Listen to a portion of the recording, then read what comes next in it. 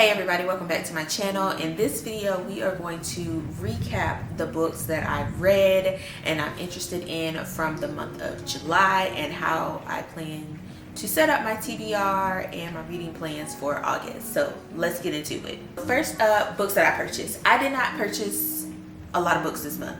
I don't know if it's because I'm still because I had such a big book haul from Black Romance Book Festival at the end of May and June, and in June I bought a lot of books. July I only bought one book, and that one book was a surprise because it was a pre-order. So it was like, surprise. I do most of my pre-orders on Amazon unless it's like a special edition book, and mainly it's because I order it on Amazon, I forget about it, because I pre-order it, and then it's just like a little surprise that comes in the mail whenever it gets released. So the book that I bought this month is called Bones at the Crossword. Not Crosswords, Jesus. Crossroads. The book that I purchased this month is called Bones at the Crossroads. It's the second installment. The first book is Blood at the Roots, which I haven't read yet. But I'm here to support Black authors and I love the fantasy genre. So now that I have the second book, it's gonna kind of push me to read the first one. Not this month, but one of these months it will. I have added a few books to my TBR, and these are authors that I've either just now heard of, books I've just now heard of that I maybe saw on like social media, someone recommending. And so it's really one author, and her name is Portia Sterling. There's two books that I saw someone recommend: Bad Boys Do It Better and Alice in Gangland. I'm all for the urban fiction. That sounds right up my alley, so it's definitely being added to the TBR. The second book I'm adding to my TBR is Out of Body by Nia Davenport. So this was one that was on my TBR originally for the month of July for the virtual book club that I'm in, but I did not get a chance to read it. But I'm still very, very much intrigued by it. So we're just gonna put it onto the TBR. When I'm gonna get around to it, not 100% sure. This month I started off with the Giroux family novel series by Kimberly Brown. So I had previously read Kimberly Brown's book Rhythm Blues, and I really liked it. So I started this series. I love a good series. So in this series there's 5 books: Where Love Blooms, Deep in My Soul, The Burial of a Player, Strip Me Bare, and Nothing Like You. I love a series, especially when it's like a family love, realistic but not struggle family dynamic. So I really, really like that. Overall, I loved all of them. I literally went from one book to the next, to the next, to the next, to the next. I was like, thank you, next, thank you, next. So those were 5 books that I started off my July with. So from that, I moved into my fantasy bag, and I read Blood Trials and The Blood Gift by N.E. Davenport. So this book was actually part of my book club. So it's a fantasy genre, and I read the book because the virtual book club that I'm in, they're reading the second book. But of course, you got to read the first one to read the second one. And the first one was already on my TBR as one to read. So I was like, okay, this is perfect timing. I'm going to read both of them. What I liked about the books, because I'm just going to do it together. What I liked about the books was I already love a good fantasy world building, Calgon take me away from the real world type of book. I really like to immerse myself into a different world, but not too much to where it feels confusing and scholarly. Like, let me escape, but I don't want to think too much.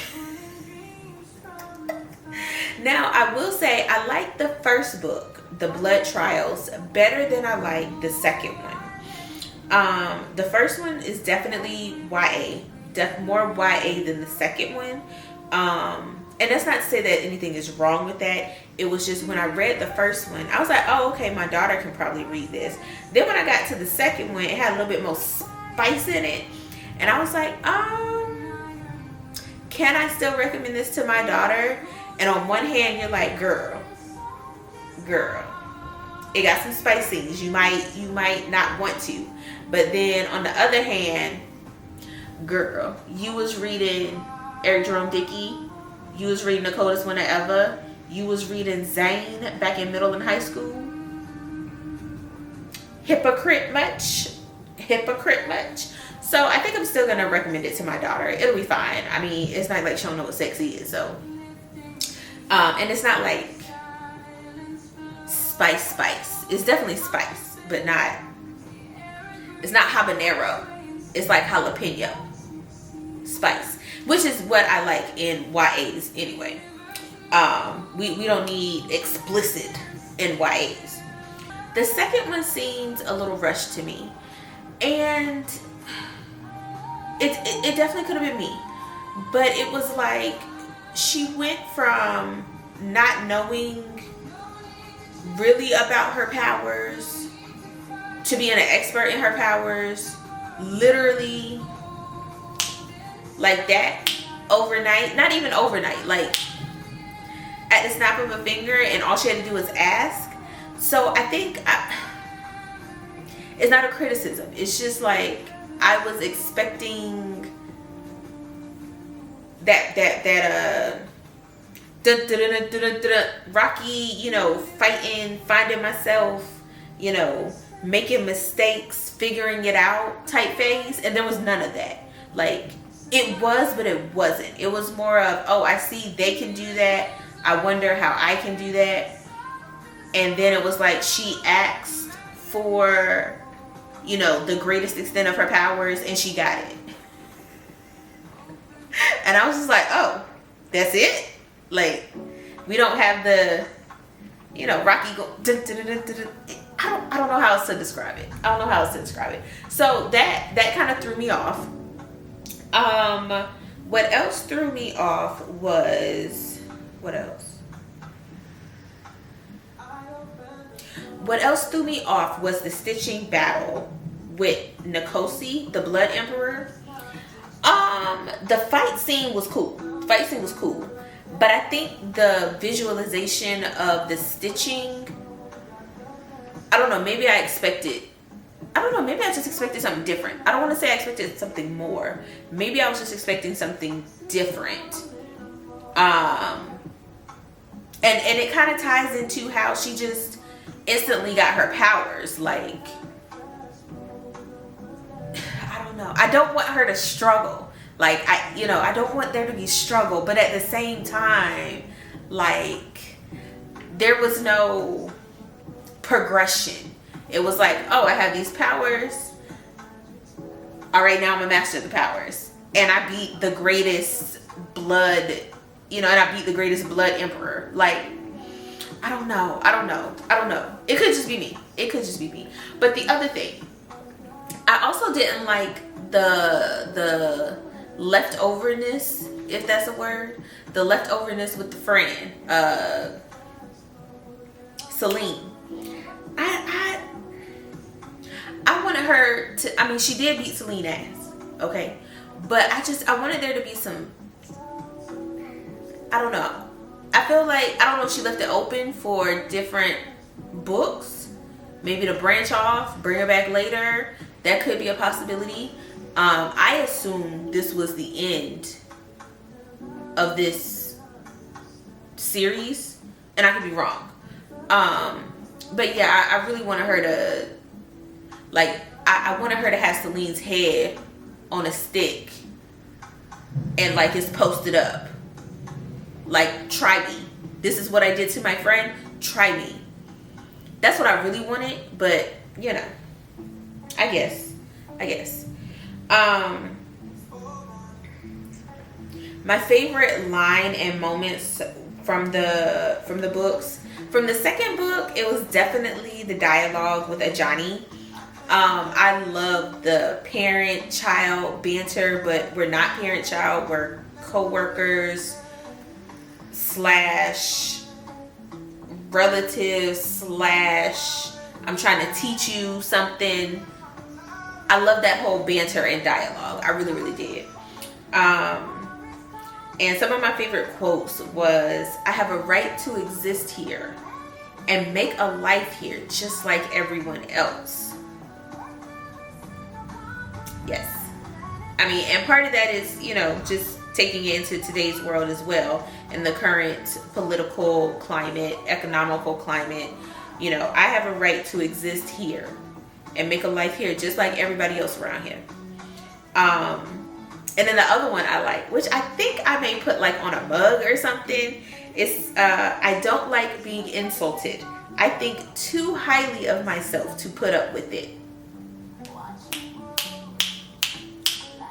That was the one thing I loved was the confidence that she had throughout the books. Now, of course, there was the usual self-doubt, you know what I mean? But generally, the confidence was always there, and I love that about the book. So overall, loved it. The next book that I read is a psychological thriller called Good Intentions by Brandon Massey. I hope I said that correctly. Brandon Massey. So I saw that this was recommended somewhere on social media. I can't remember if it was Instagram or TikTok.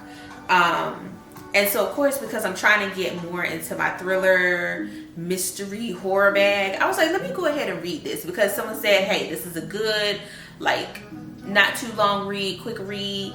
So I was like, let me go ahead and jump on this. And, you know, I liked it. I loved it. I did. I finished it pretty quickly, which I love. I love that. Get me in the story, give me the details, give me the tea, give me the plot, give me the twist, and then send me on my way. So what I really liked was, of course, switching it up from romance and fantasy. I did like that it was a quick read, and it kept me interested the whole time. Now, what I will say, oh boy got on my nerves. Nate got on my nerve. Child, I can't remember the fiance's name, but baby, let my man come home talking that bullshit he was talking. Baby, I would have been like, oh, absolutely not. Absolutely not. Okay? Because the first time, he would have, when they was in the store and he grabbed her ass, Lord, what's the man's name? Y'all know who I'm talking about. When he grabbed her ass in the UPS store, baby, I would have shut all that shit down. It all would have got shut down right there. Okay? When he would have talked about, oh, I'm gonna give him a job because I feel bad because I wrote a letter when I was 12, I would have shut this shit down. Now, of course, had that happened and she shut shit down, there wouldn't be a book. So, but I really wanted him to get it together. I really wanted him to get it together. He should have went to go see a therapist, and he should have healed from writing the letter. Now, I ain't gonna lie, I for a moment, when I was reading it, I thought it was gonna come up that he was the one that actually killed the father and not the little boy, and that he, like, you know, what's it, you compartmentalize and your brain tells itself a lie to protect itself. I thought that's where the book was gonna go, and I was all the way wrong. Which I'm good about. I'm happy about that, because generally I can see where a book is heading. The book did not head that way. I was thinking like he was gonna come and say, I didn't kill him, you really killed him, and then he was gonna like remember what actually happened. And no, that's not what happened. What else? It couldn't have been me as the fiance. Oh, and his mama. Listen, I am 1000% 10 toes down on people minding their business. However, in the comma, if my child's best friend, I can tell, is being abused, I will have to step in. I know I would. I know that I would. Like, and especially when the man is so bold that he hops out his car and literally backhand slaps the child in broad daylight in the middle of the street. Whoa. Whoa. I was like, Mama, you gotta get it together. I thought Mama was gonna die too, but she lived. I thought she was gonna die. Let's see what else. My favorite moment was when the fiance finally pepper sprayed at him. I was like, yes, it's about time. Get them. So that was probably my favorite moment. That was my favorite moment. Because also she's the only one that clearly has survival skills, okay? Because the mama is opening the door for him and, you know, taking up for him all willy-nilly. The fiance daddy is sitting here trading like war story type stuff when he knows he's mad, you know, at the guy going to jail, and he's sitting here trading war story. Like y'all don't got that intuition where your hair stand up and you be like, something ain't right about this person. Nobody got survival skills. Nobody. The fiance was the only one that had survival skills. She was the only one. But yeah, the book, loved it. Absolutely loved it. And the last book that I read, Before I Should Leave Thee. Nope. Scratch that. It was Before I Should Leave by the Tasha Marie. I hope when she calls her name and when she's introduced, it's done in that same type of manner, by the Tasha Marie. This book was recommended in one of the Facebook groups I was in. And I think I may get more into reading a few novellas just because it's a good palate cleanser. Like, especially going from the series where I'm immersed in this family, in this city, in this, you know, I'm there. And then I go to this fantasy world where there's, you know, people who have blood gifts and, you know, this, and there's fighting and swords and death and, you know, avalanches and all these things. And then I hop into a world like, when you put it this way, then from that I hop into, this man is crazy, certified crazy, and you about to lose your life because you ain't got no survival skills and you on edge and, you know, I think I really did need a palate cleanser after being in all those worlds and spaces. So yeah. So I read this book and I don't want to give it much away because the book is just, I really liked it. I was mad it was all, but my favorite line, the favorite line I had was spoken by the MMC. And he says, "This is me knowing when a woman needs a break from being strong. Knowing when to listen, when to talk, when to shut the fuck up and let you breathe. I'm not trying to impress you or run game. I'm just not afraid of who you are when the guard comes down."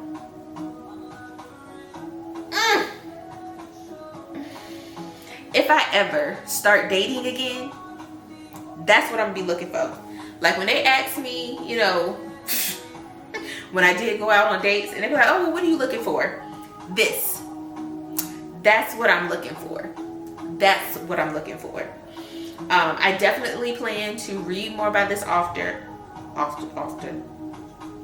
definitely plan to read more about this author. Oh my God, why can't I say author? I definitely plan to read more about this author because I really did like the book. So reflecting on my reading for this month, I kind of talked about it a little bit already. It was all over the place, but so enjoyable all over the place. I touched on fantasy. We did a little bit of psychological thriller. We did romance. We did urban fiction. Like, it was a really good month for me reading. And that was what, 9 books? Yeah, so that was 9 books this month, which is, it's really good. Like, I'm really happy for me. So what I want to read next, I want to finish the Bodyguard series. I guess that's what it's called. It's by A. Blossom. So I read Finding My Bodyguard back in like April or May. So I want to go to book 2, which is Bodyguard My Heart. I want to start the Jaquel catalog, the Inferno Delgado world. I want to start that, but I know there's so many books, so I ain't gonna lie, I'm a little scared. But I do want to start. I want to start her books this month. And then for my book clubs, for my virtual book club, we are reading Nobody to Love You Better by M.L. Bash. I have not read a book by them yet, so that's going to be a new author to me. I will probably be starting that book first because we are meeting on that book on the 10th of August, I believe. And then our series book is either going to be Moth to a Flame by Ashley Antoinette, I believe, or Immortal Dark. So last I checked, we do a poll on which series book we're gonna read, and so it hadn't been confirmed which series book we're gonna read yet, but those were the 2 in the lead, and both of them are already on my TBR. I have not dived into the Moth to the Flame, Ethic, Butterfly worlds. So if we go that route, I will be cool with it because it's already on my TBR. But then if we do Immortal Dark, I'll be cool with that too because that meets my fantasy. So we'll see. It'll be one or the other that I will also read this month. And then for my in-person book club, I am skipping out this month because this month they're doing a self-help book, and that's not my jam. I read to escape my reality. I'm not really reading to improve my reality right now. Maybe when I grow up a little bit more. I don't know. Who knows? Okay, but that concludes my July recap of the books that I read this month and what I plan to read. Let me know down in the comments what you read this month or what you plan to read. Or if you have any recommendations, I'm always down for recommendations. And I'll see you in the next video.